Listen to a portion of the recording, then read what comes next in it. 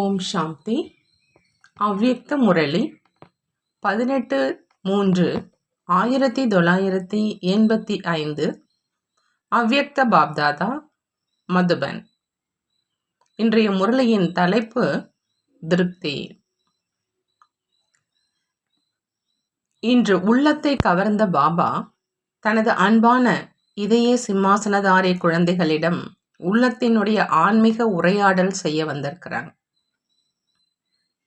உள்ளத்தை கவர்ந்தவங்க தனது உண்மையான உள்ளங்களிடம் உள்ளத்தின் கொடுக்கல் வாங்கல் செய்வதற்காகவும் உள்ளத்தினுடைய நிலைமையை கேட்டு அறிவதற்காகவும் வந்திருக்கிறாங்க. ஆன்மீக தந்தை ஆத்மாக்களிடம் ஆன்மீக உரையாடல் செய்கிறாங்க. இந்த ஆன்மீக உரையாடல் இந்த நேரத்தில் மட்டும்தான் நீங்கள் அனுபவம் செய்ய முடியும்னு பாப்தாதா சொல்றாங்க. ஆத்மாக்களாகிய உங்களிடம் அவ்வளவு அன்பினுடைய சக்தி இருக்கு. நீங்கள் ஆத்மாக்களின் படைப்பவராகிய தந்தையை ஆன்மீக உரையாடலுக்காக நிர்வாணத்தில் இருந்து, அதாவது நிசப்தத்துல இருந்து சப்தத்துல அழைச்சிட்டு வரீங்க. அப்பேற்பட்ட சிரேஷ்டமான ஆத்மாக்களாகிய நீங்கள் பந்தனமற்ற பாபாவையும் கூட அன்பான பந்தனத்தில் பிணைத்திடுறீங்க. உலகத்துல இருக்கிறவங்க பந்தனத்துல இருந்து விடுவிப்பவரே அப்படின்னு சொல்லி அழைச்சிட்டு இருக்கிறாங்க. மேலும் அப்பேற்பட்ட பந்தனமற்ற பாபா குழந்தைகளின் அன்பான பந்தனத்துல எப்பொழுதும் பிணைக்கப்பட்டு இருக்கிறாங்க. பாபா சொல்றாங்க, பிணைப்பதில் நீங்கள் புத்திசாலிகள். எப்பொழுதெல்லாம் நினைவு செய்றீங்களோ அப்பொழுதெல்லாம் பாபா வந்துடுறாங்க இல்லையா? ஹசூர் வந்துடுறாங்க, அதாவது பாபா ஆஜராயிடுறார். ஆகையினால இன்று விசேஷமா இரட்டை அயல்நாட்டு குழந்தைகளிடம் ஆன்மீக உரையாடல் செய்ய வந்திருக்கிறாங்க. இந்த சீசன்ல இரட்டை அயல்நாட்டவரினுடைய விசேஷ முறை ஆகும். அதிகபட்சமா இரட்டை அயல்நாட்டினர் தான் வந்திருக்கிறாங்க. மதுபனி வாசிகள் மதுபன் அப்படிங்கிற சிரேஷ்டமான இடத்துல வசிப்பவர்களோ இருக்கவே இருக்கிறாங்க. ஒரே இடத்திலேயே அமர்ந்துகிட்டு உலகின் விதவிதமான ஆத்மாக்களினுடைய சந்திப்பு விழாவை பார்ப்பவர்களாக இருக்கிறாங்க. யார் வராங்களோ அவங்க சென்றுடுறாங்க. ஆனா மதுபனி வாசிகளோ எப்பொழுதுமே இருக்கிறாங்க. இன்று விசேஷமா இரட்டை அயல்நாட்டவரிடம் பாப்தாதா கேட்டுக்கொண்டு இருக்கிறாங்க, அனைவரும் திருப்தி மணிகளாக கிரீடத்தில் மின்னிக்கொண்டு இருக்கிறீங்களா? பாப்தாதா கேட்கிறாங்க, அனைவரும் திருப்தி மணிகள் தானே? எப்பொழுதும் திருப்தியாக இருக்கீங்களா? சில நேரம் தன்னிடம் அதிருப்தியாகவோ அல்லது சில நேரம் பிராமண ஆத்மாக்களிடம் அதிருப்தியாகவோ, சில நேரம் தனது சமஸ்காரங்களிடம் அதிருப்தியாகவோ, சில நேரம் வாயு மண்டலத்தின் தாக்கத்தினால் அதிருப்தியாகவோ ஆகவில்லை தானே? எப்பொழுதும் அனைத்து விஷயங்களிலும் திருப்தியாக இருக்கீங்களான்னு பாபா கேட்கிறார். சில நேரம் திருப்தி, சில நேரம் அதிருப்தியாகவும் இருந்தால் திருப்தி மணி அப்படின்னு சொல்லலாமா? நாங்கள் திருப்தி மணிகள் அப்படின்னு நீங்கள் அனைவரும் சொன்னீர்கள் இல்லையா? பிறகு நாங்கள் திருப்தி மணிகள் தான், ஆனால் எங்களை பிறர் அதிருப்தி ஆக்குறாங்க அப்படின்னு சொல்ல மாட்டீங்க இல்லையா? என்ன வேண்டுமென்றாலும் ஆகலாம். ஆனா யார் திருப்தியான ஆத்மாக்களாக இருக்கிறாங்களோ அவங்க ஒரு பொழுதும் தனது திருப்தி அப்படிங்கிற அந்த விசேஷத்தை விட முடியாதுன்னு பாப்தாதா சொல்றாங்க. திருப்தியை பிராமண வாழ்க்கையினுடைய விசேஷ குணம் அப்படின்னு சொல்லலாம், அல்லது விசேஷ வாழ்க்கையினுடைய அலங்காரம்னு சொல்லலாம். எப்படி ஏதேனும் பிரியமான பொருள் இருக்குது அப்படின்னா பிரியமான பொருளை ஒரு பொழுதும் விடுறது கிடையாது. பாபா சொல்றாங்க, திருப்தி அப்படிங்கிறது விசேஷ தன்மை. திருப்தி அப்படிங்கிறது பிராமண வாழ்க்கையின் விசேஷ மாற்றத்திற்கான கண்ணாடி. சாதாரண வாழ்க்கை மற்றும் பிராமண வாழ்க்கை.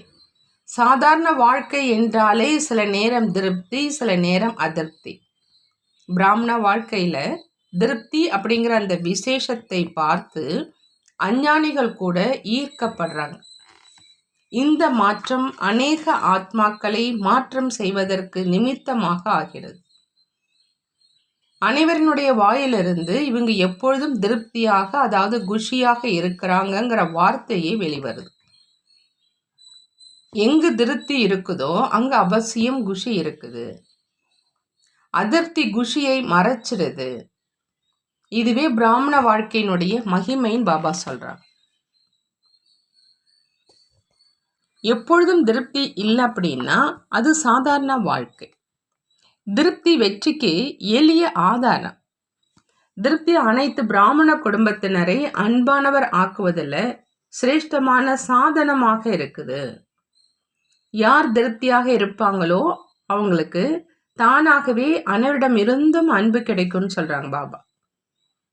திருப்தியான ஆத்மாக்களை எப்பொழுதும் அனைவரும் தானாகவே நெருங்கி வருவாங்க மற்றும் ஒவ்வொரு சிரேஷ்டமான காரியத்துல உதவியாளர் ஆக்குவதற்காக பிரயத்தனம் செய்வாங்க. என்னை அருகாமையில கொண்டு வாங்க அப்படின்னு சொல்லி அவங்களுக்கு உழைக்க வேண்டிய அவசியம் இருக்காது.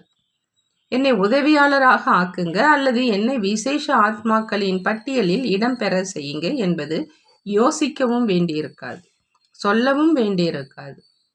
திருப்தியினுடைய விசேஷ தன்மை தானாகவே ஒவ்வொரு காரியத்திலும் பொன்னான வாய்ப்புக்குரியவராக ஆக்கிடுது.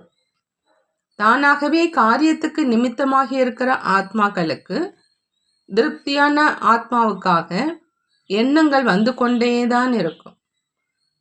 மேலும் வாய்ப்பு கிடைத்து கொண்டேதான் இருக்கும்.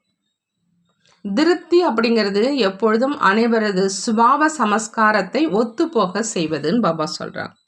திருப்தி அப்படிங்கிறது எப்பொழுதும் அனைவரது சுபாவத்தையும் சமஸ்காரத்தையும் ஒத்துப்போக செய்வது. திருப்தியான ஆத்மா ஒரு பொழுதும் யாருடைய சுபாவ சமஸ்காரத்தை கண்டு பயப்படுவர்களாக இருக்க மாட்டாங்க. அப்படிப்பட்ட திருப்தியான ஆத்மாக்களாக ஆகியிருக்கீங்கள் தானேன்னு பாபா கேட்குறாங்க. எப்படி பகவான் உங்களிடம் வந்திருக்கிறாங்க, நீங்க வரல. பாக்கியம் தானாகவே உங்களிடம் வந்துள்ளது. வீட்டில் அமர்ந்தவாறே பகவானும் உங்களுக்கு கிடைச்சிட்டாங்க, பாக்கியமும் கிடைச்சிருச்சு. வீட்டில் அமர்ந்தவாறே அனைத்து பொக்கிஷங்களுடைய சாவி உங்களுக்கு கிடைச்சிருக்கு. எப்பொழுது விரும்புறீங்களோ, என்ன விரும்புறீங்களோ பொக்கிஷம் உங்களிடம் இருக்குது. ஏன்னா உரிமையாளர் ஆகிட்டீங்க. ஆகினால் அப்படிப்பட்ட அனைவரின் நெருக்கத்தில் வருவதற்கான, சேவையில் நெருக்கத்தில் வருவதற்கான வாய்ப்பும் தானாகவே கிடைக்கும். விசேஷ தன்மை தானாகவே முன்னேற்றுது. யார் எப்பொழுதும் திருப்தியாக இருக்கிறாங்களோ அவங்க கிட்ட அனைவரின் உள்ளத்தினுடைய அன்பு தானாகவே தோன்றுது. வெளிப்படையான அன்பு கிடையாது.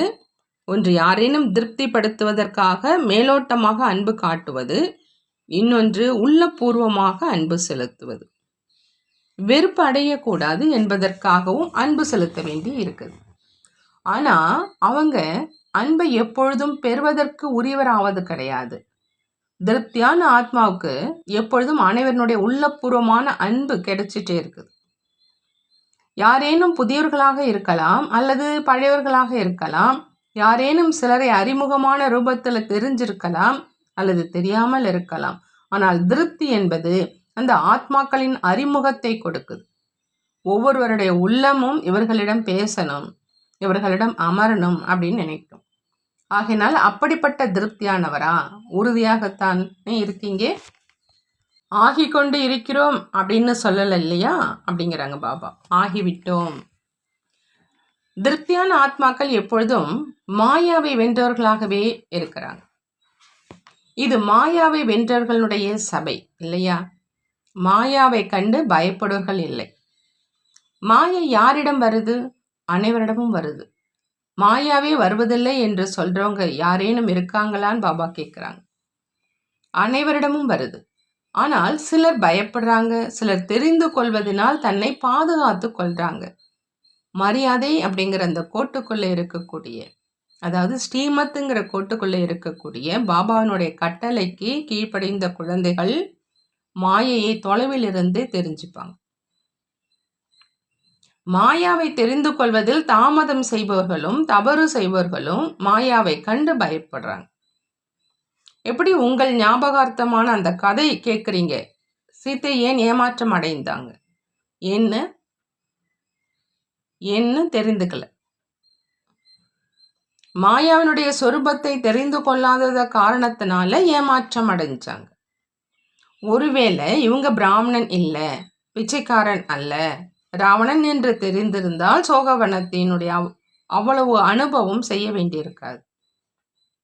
ஆனால் தாமதமாக தெரிந்து கொண்டதுனால ஏமாற்றம் அடைந்தாங்க மற்றும் ஏமாற்றத்தின் காரணத்தினால துக்கப்பட வேண்டியதாக இருந்தது.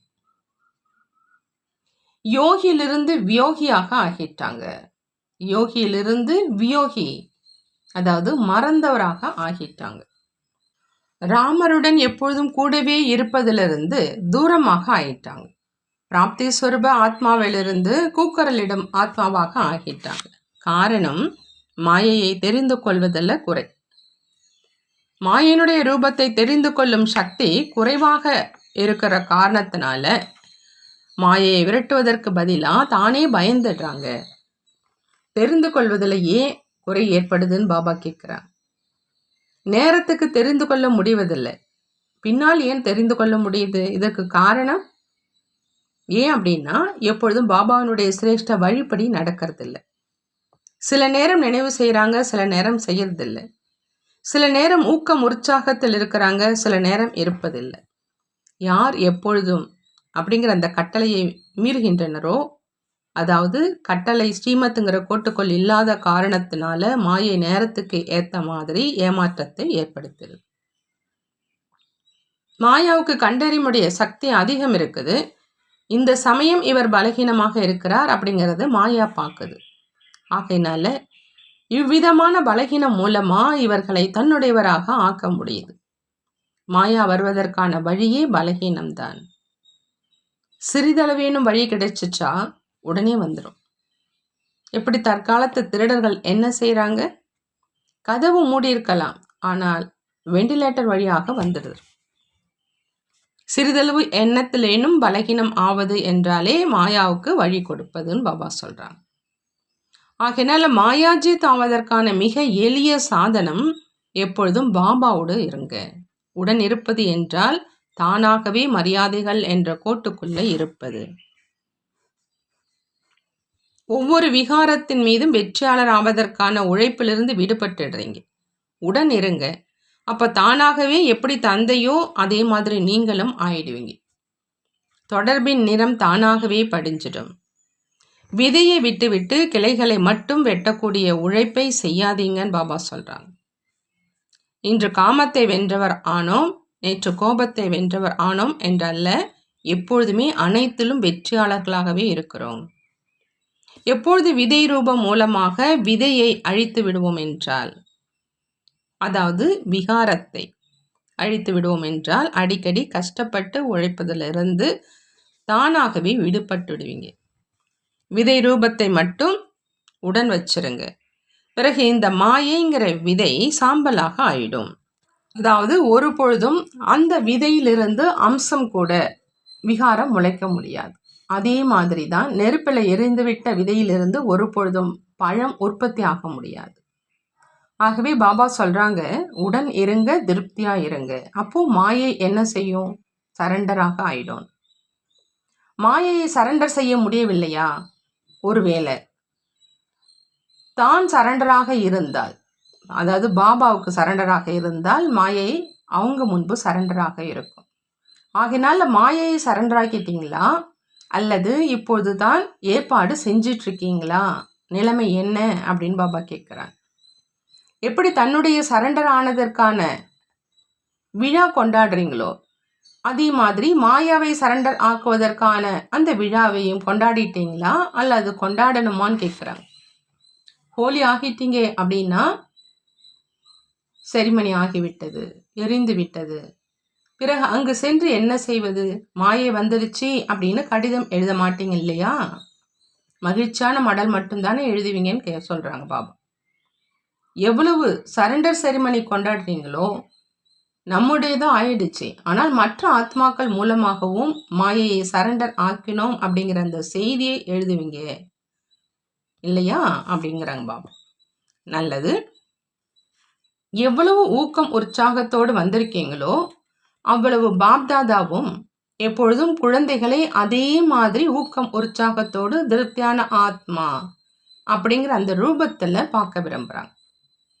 ஈடுபாடும் இருக்கவே செய்து ஈடுபாட்டினுடைய அடையாளம் அவ்வளவு தூரத்திலிருந்து வந்து சேர்ந்துட்டீங்க.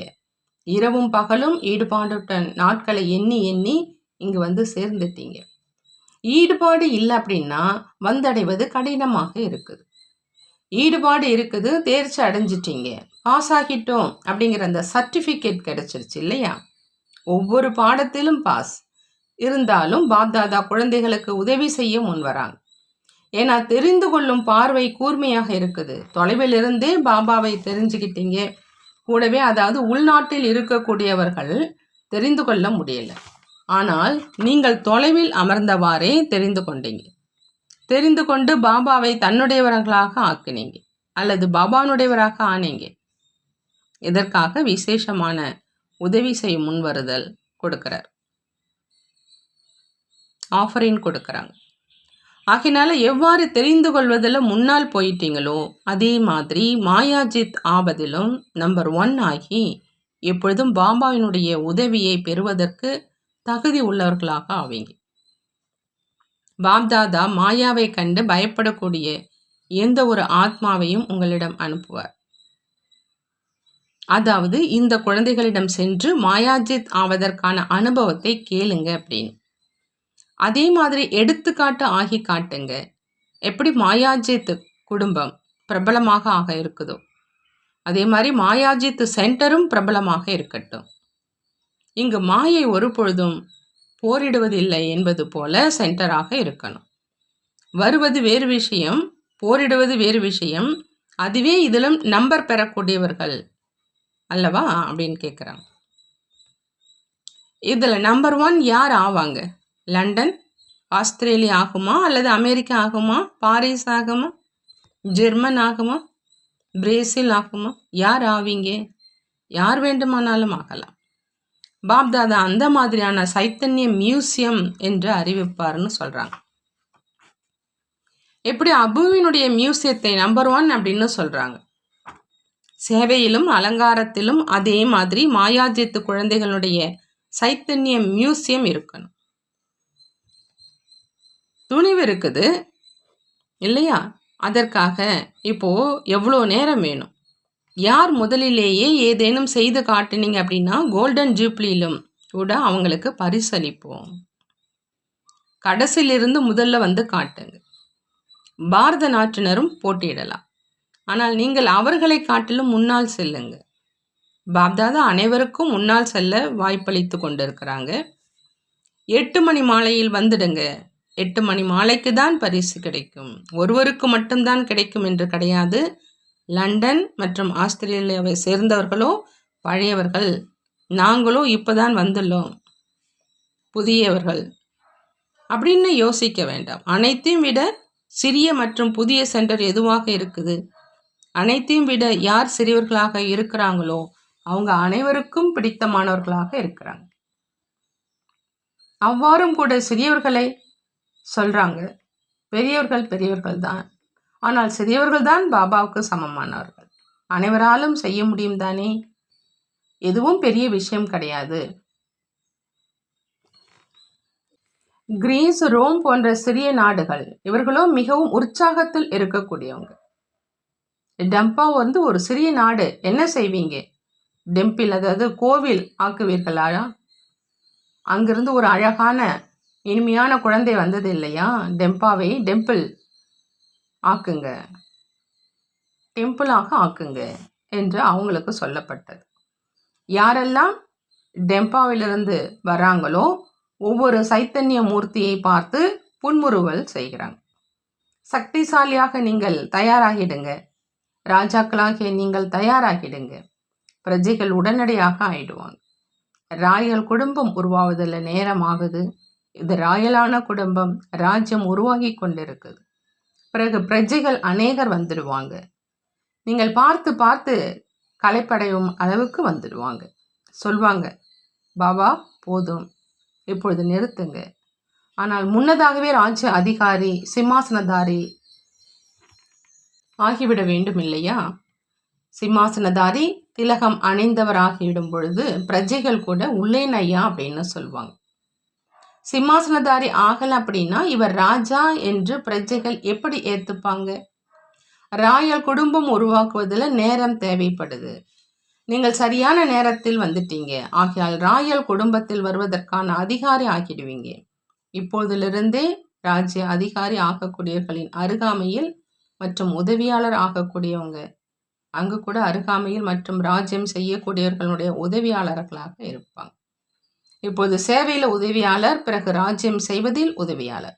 ஆகையால் இப்பொழுதிலிருந்தே சோதனை செய்யுங்க. ராஜாவாக இருக்கீங்களா அல்லது அவ்வப்பொழுது ராஜா அவ்வப்பொழுது பிரஜை ஆகின்றீங்களா? சில சமயம் அதிகாரி, சில சமயம் அடிமை, சதா காலத்துக்காக ராஜாவாக இருக்கீங்களா? அதனால் எந்தளவு அதிர்ஷ்டசாலியாக இருக்கீங்க? நாங்கள் பின்னால் தான் வந்தோம் என்று யோசிக்காதீங்க. கடைசியில் வர்றவங்க தான் அவ்வாறு யோசிக்க வேண்டி வரும். நீங்கள் தக்க நேரத்தில் வந்துட்டீங்க.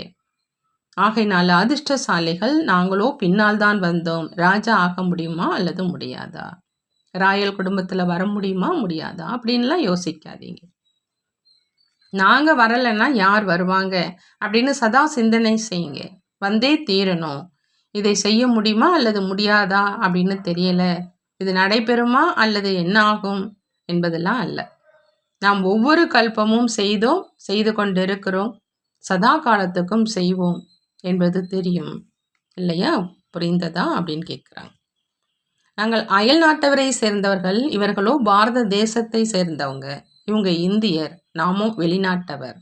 நமது கலாச்சாரம் வேறு, இவர்களுடைய கலாச்சாரம் வேறு என்று ஒருபொழுதும் யோசிக்காதீங்க அப்படிங்கிறாங்க பாபா. இவர்களையும் அறிமுகத்துக்காக இரட்டை வெளிநாட்டினர் அப்படின்னு சொல்கிறோம். இங்கே கூட சொல்கிறாங்க, இவங்க கர்நாடகாவை சேர்ந்தவங்க, இவங்க யூபியை சேர்ந்தவங்க. மற்றபடி பிராமணர்கள் தானே. இந்தியனாக இருந்தாலும் அயல்நாட்டினராக இருந்தாலும் அனைவரும் பிராமணர்கள். நாங்கள் அயல்நாட்டை சேர்ந்தவர் என்று நினைப்பது கூட தவறு. புது பிறவி எடுக்கவில்லையா என்ன? கடைசி பிறவிதான் அயல்நாடு இல்லையா? புது பிறவியோ பிரம்மாவின் மடியில். இவை அனைத்தும் அறிமுகத்துக்காக சொல்வதுதான். ஆனால் சமஸ்காரத்தில் மற்றும் புரிந்து கொள்வதில் வேறுபட்டு புரிந்து கொள்ளாதீங்கிறாங்க பாபா. பிரம்மாவினுடைய வம்சத்தை சேர்ந்தவர்களாக இருக்கீங்க இல்லையா? அமெரிக்கா, ஆப்பிரிக்காவினுடைய வம்சத்தை சேர்ந்தவர் இல்லைதானே? அனைவருடைய அறிமுகம் என்ன சொல்றீங்க? சிவ வம்சத்தை சேர்ந்த பிரம்மா குமார் மற்றும் குமாரிகள் ஒரே வம்சத்தை சேர்ந்தவர்களாக ஆகிட்டோம் இல்லையா? ஒரு பொழுதும் பேசுவதில் வித்தியாசப்படுத்தாதீங்க. இந்தியர்கள் அவ்வாறு செய்கிறாங்க, அயல்நாட்டினர் அவ்வாறு செய்கிறாங்க என்றல்ல. நாம் அனைவரும் ஒன்றே. பாபாவும் ஒருவரே, பாதையும் ஒன்றே, பழக்க வழக்கமும் ஒன்றே, ஸ்பாவ சமஸ்காரமும் ஒன்று. பிறகு இந்தியர் என்று அயல்நாட்டினர் என்று வித்தியாசம் எங்கிருந்து வந்ததுன்னு கேட்குறாங்க பாபா. தன்னை வெளிநாட்டினர் என்று கூறுறதுனால தூர விலகி சென்றுடுவீங்க. நாம் பிரம்மாவினுடைய வம்சத்தை சேர்ந்த பிராமணர்கள், நாங்கள் வெளிநாட்டை சேர்ந்தவங்க, நாங்கள் குஜராத்தை சேர்ந்தவங்க. இதனால தான் வித்தியாசம் ஏற்படுது இல்லை. அனைவரும் ஒரு பாபானுடையவர். பல விதவிதமான சமஸ்காரங்கள் சந்தித்து ஒன்றாகிவிட்டது என்பது விசேஷத்தன்மை. வெவ்வேறு தர்மம், வெவ்வேறு ஜாதி, வழி அனைத்தும் முடிஞ்சிருச்சு. ஒருவருடையதாக ஆகிட்டோம், அதாவது ஒன்றாக ஆகிட்டோங்கிறாங்க பாபா. நல்லது. சதா திருப்தி என்ற விசேஷ தன்மையுடைய விசேஷ ஆத்மாக்களுக்கு, சதா திருப்தியின் மூலம் சேவையில் வெற்றி அடையக்கூடிய ஆத்மாக்களுக்கு, சதா ராஜ்ய அதிகாரியிலிருந்து உலக ராஜ்ய அதிகாரியான சிரேஷ்ட ஆத்மாக்களுக்கு, சதா நம்பிக்கையின் மூலம் ஒவ்வொரு காரியத்திலும் முதல் நம்பரில் வரக்கூடிய குழந்தைகளுக்கு பாப்தாதாவினுடைய அன்பு நினைவுகள் மற்றும் நமஸ்தே சொல்கிறாங்க. நாமும் நம்மளுடைய பாப்தாதாவுக்கு அன்பு நினைவுகள் மற்றும் நமஸ்தே கூறுவோம். பாபா வரதானம் கொடுக்குறாங்க. சாதனங்களை விடுபட்ட மற்றும் பற்றற்றவராகி காரியத்தில் பயன்படுத்தக்கூடிய எல்லைக்கு அப்பாற்பட்ட ராஜரிஷி ஆகுக. சாதனங்களை விடுபட்ட மற்றும் பற்றற்றவராகி காரியத்தில் பயன்படுத்தக்கூடிய எல்லைக்கு அப்பாற்பட்ட ராஜரிஷி ஆகுக. எல்லைக்கு அப்பாற்பட்ட ராஜரிஷியாக ஆகணும் அப்படின்னா சாதனங்களை விடுபட்ட மற்றும் பற்றற்றவராகி காரியத்தில் பயன்படுத்தணும். எல்லைக்கு அப்பாற்பட்டவராகி என்றாலே எதன் மீதும் பற்றற்றவர், சதா பாபாவுக்கு அன்பானவர். இந்த அன்பான தன்மை தான் விடுபட்டவராக ஆக்குது. பாபாவுக்கு அன்பானவராக இல்லை அப்படின்னா விடுபட்டவராக கூட ஆக முடியாது. பந்தனத்துல வந்துடுவீங்க. யார் பாபாவுக்கு அன்பானவராக இருக்காங்களோ அவங்க அனைத்து கவர்ச்சியில இருந்தும் விடுபட்ட, அதாவது பற்றற்றவராக இருப்பாங்க. இதற்குத்தான் சொல்லப்படுது பற்றற்ற தன்மை, அதாவது எதுவும் ஒட்டாத நிலை. எந்த ஒரு எல்லைக்கு உட்பட்ட கவர்ச்சியில் மாட்டிக்கொள்ளக்கூடியவங்க அல்ல. படைப்பு மற்றும் சாதனங்களை விடுபட்ட நிலையில் இருந்து காரியத்தில் பயன்படுத்துங்க. அப்படிப்பட்ட எல்லைக்கு அப்பாற்பட்டவர் தான் ராஜ ரிஷி அப்படின்னு பாபா சொல்றாங்க. ஸ்லோகன்: மனதில் உண்மை மற்றும் தூய்மை இருந்தால் பாபாவை திருப்திப்படுத்தியவர் ஆகிவிடுவீங்க. மனதில் உண்மை மற்றும் தூய்மை இருந்தால் பாபாவை திருப்திப்படுத்தியவராக ஆகிடுவீங்க. நல்லது. ஓம் சாந்தி. நன்றி பாபா, நன்றி.